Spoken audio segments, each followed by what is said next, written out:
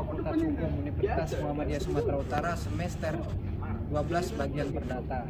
Pada saat ini saya melakukan klinis observasi di Pengadilan Agama Pakam. Perkara yang saya ikuti dalam observasi ini adalah perkara perdata dalam kasus perceraian. Berdasarkan hasil observasi pada saat saya melakukan observasi ini, agenda persidangan dalam pemeriksaan para saksi dan putusan majelis hakim secara perstek. Putusan perstek merupakan putusan yang dijatuhkan oleh majelis hakim tanpa hadirnya tergugat dan tanpa alasan yang sah meskipun telah dipanggil secara resmi dan patut. Putusan perstek ini merupakan pengecualian dari acara persidangan biasanya sebagai akibat ketidakhadiran tergugat atas alasan yang tidak sah. Dalam acara perstek, tergugat dianggap ingkar menghadiri persidangan tanpa alasan yang sah dan tergugat dianggap mengakui sepenuhnya secara murni dan bulat semua dalil gugatan dan penggugat.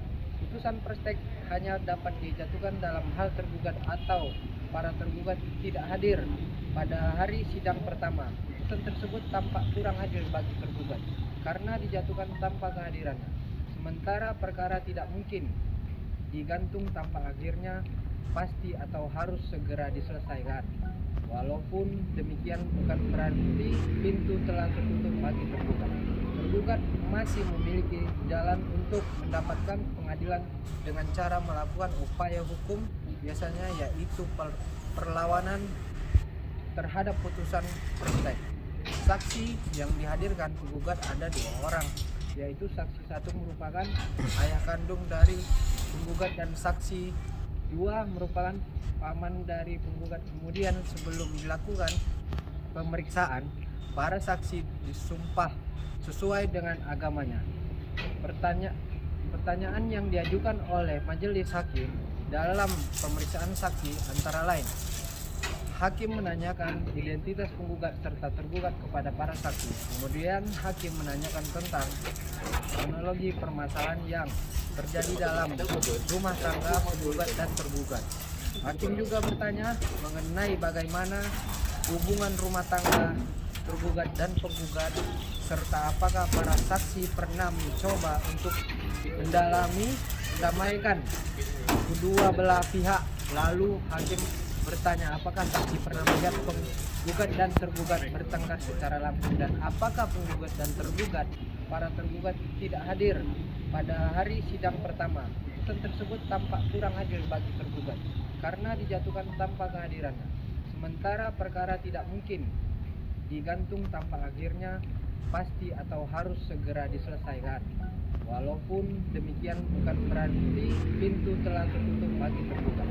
Tergugat masih memiliki jalan untuk mendapatkan pengadilan dengan cara melakukan upaya hukum, biasanya yaitu perlawanan terhadap putusan perstek.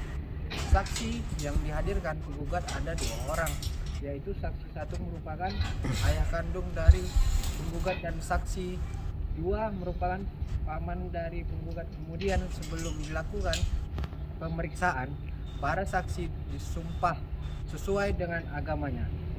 Pertanyaan yang diajukan oleh majelis hakim dalam pemeriksaan saksi antara lain: hakim menanyakan identitas penggugat serta tergugat kepada para saksi. Kemudian hakim menanyakan tentang kronologi permasalahan yang terjadi dalam rumah tangga penggugat dan tergugat. Hakim juga bertanya mengenai bagaimana hubungan rumah tangga tergugat dan penggugat, serta apakah para saksi pernah mencoba untuk mendamaikan kedua belah pihak. Lalu hakim bertanya apakah saksi pernah melihat penggugat dan tergugat bertengkar secara langsung dan apakah penggugat dan tergugat masih tinggal bersama atau tidak.